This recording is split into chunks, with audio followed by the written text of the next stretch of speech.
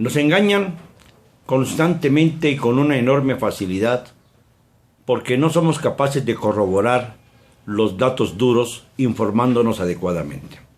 Por ahí circula un video en las redes sociales en las que se dice que los votos nulos proveen a los partidos políticos del porcentaje que obtienen esos votos nulos, que se lo reparten los demás partidos políticos. Esto no es cierto. No viene en ninguna ley. No está considerado como una facultad de Ejecutivo o del Congreso de manera discrecional para actuar en ese sentido, y mucho menos del Poder Judicial. No hay nada de eso.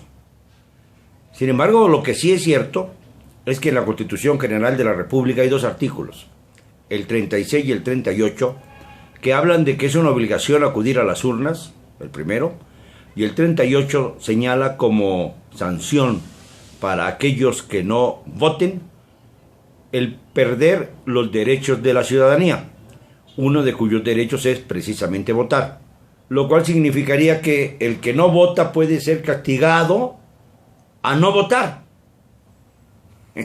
Es un absurdo que no han corregido los legisladores porque están pensando en otras cosas, en tonterías, en halagar al presidente, en hacer reformas que luego no se sostienen, en buscar alianzas soterradas para engañar a la colectividad y al electorado.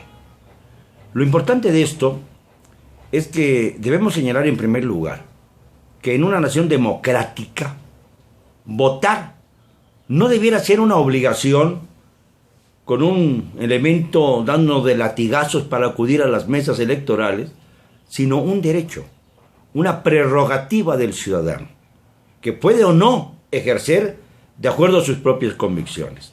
Esto no es un llamado a no votar, es un llamado a reflexionar. Abstenerse es también una posibilidad política. Dejar las urnas vacías es demostrar que la población está profundamente indignada con la forma de su gobierno.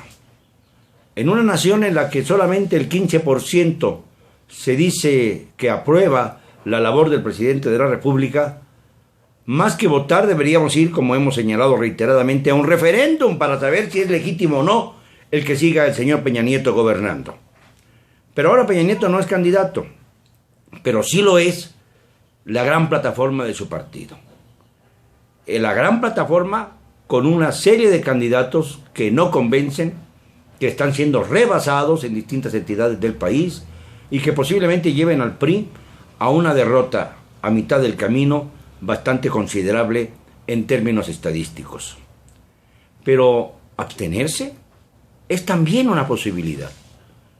Recuerden lo que pasó en Tamaulipas hace algunos años, en 2010, cuando fue asesinado el doctor Torre Cantú y su hermano Egidio, muy convenientemente, asumió la responsabilidad del gobierno. Solo acudieron a las urnas del 20% de los electores. Y con eso se dice que tiene legitimidad política. No la tiene ninguna.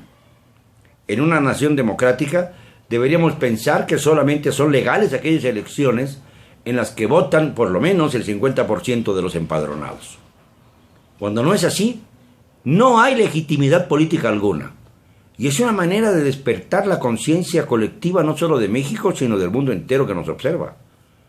Cuando un país dice, ya no quiero votar porque no creo en el sistema, porque no creo en el presidente, porque no creo en las elecciones, porque nos han defraudado en las últimas jornadas electorales, en el 2006, con la usurpación de Calderón, en el 2012, con la derrama de monederos y despensas.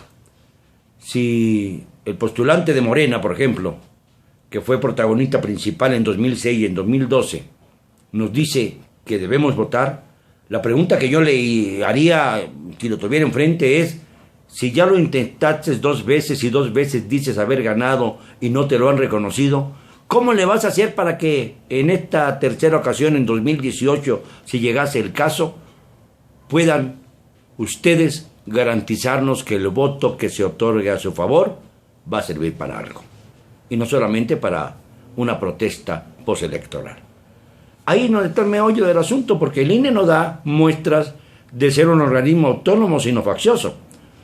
Y porque además más pareciera una especie de Gestapo político, Gestapo política, que busca necesariamente nada más los errores de los partidos, los excesos propagandísticos para encajarles multas históricas. Qué bien que se multe al Partido Verde porque se lo merece, pero con esto ocultan que están haciéndole el juego al PRI. Como el PRI se alía al Verde, uno pensaría que los golpes del INE van contra el PRI y no nos damos cuenta de que es una manera también de calmar las ansias del Partido Verde, que están muy alborotados últimamente porque creen tener un precandidato a la presidencia, el gobernadorcito de Chiapas, como punta de lanza de una posible alianza con el PRI.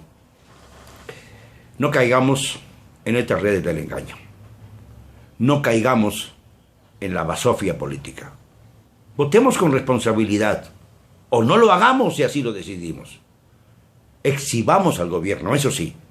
Hagamos lo posible porque el gobierno de este país, al que también debemos incluir a una oposición rastrera, insignificante y absolutamente indecorosa, sea exhibido como un gobierno que no está cumpliendo con sus representados, con quienes ejercemos la soberanía popular.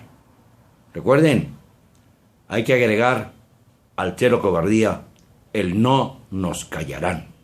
Y verán que juntando voces en una sola, podremos caminar mucho más de lo que piensan. Nos escuchamos el lunes.